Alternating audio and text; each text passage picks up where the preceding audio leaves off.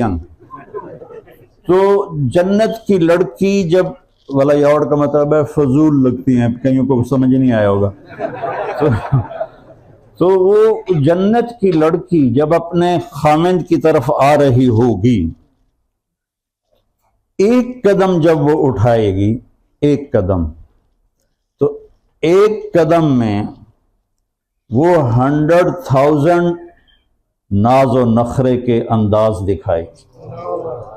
1,00,000 किस्म का नखरा उसके एक कदम में है। 10 कदम चल गई तो क्या बनेगा? और जब वो चल के आती है तो उसका चेहरा सामने होता है, और जब वो पीठ फेरती है तो भी चेहरा सामने होता है। चेहरा नहीं छुपता खामिद की नजरों से, और वो उसको देखता रहे, 100 साल देखता रहे, उसके देखने का शौक पूरा नहीं होगा। वो